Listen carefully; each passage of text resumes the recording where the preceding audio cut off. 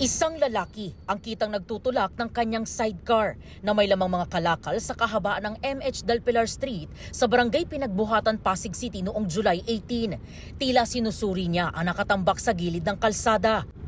Pero ang lalaki nagmamasid-masid na raw pala bago magnakaw ayon sa barangay. Makalipas ang 2 oras, pumasok ang lalaki sa isang compound, bit-bit ang isang sako. Dumiretso siya sa pwesto ng mga metro ng tubig at isa-isang kinalikot at tinanggal.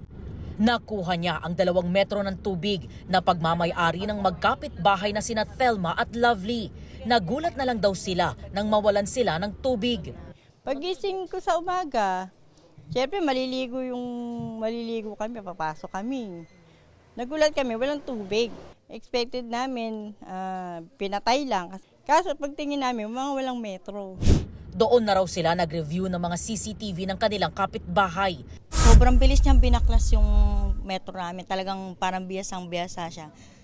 Magpapangatlo pa po siya. Kaso nga lang, nung naluwagan niya yung pangatlo, may dumaan po na tao kaya hindi niya na nakuha. Mahigit 1 linggo na raw silang nagtitiis sa kawalan ng supply ng tubig. Timba-timba po muna kami dahil po dyan sa perwisyong nangyari na pagnanakaw na yan. Nagtsatsaga po muna kami magsalok, 5 piso isang timbak.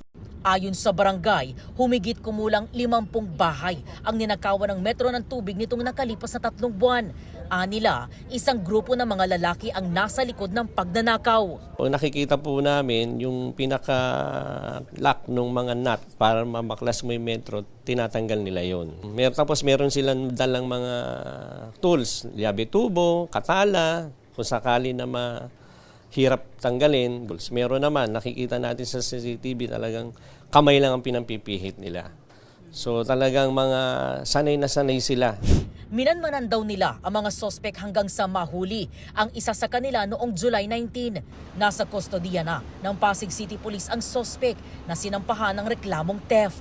Wala siyang pahayag sa media, pero sabi niya sa barangay, Nakuha daw niya yun, nakalakal niya, pero kasi buo pa yun eh. So yun, tumatanggi pa siya nung sinabi namin na meron ng mga CCTV kami nakita na ikaw.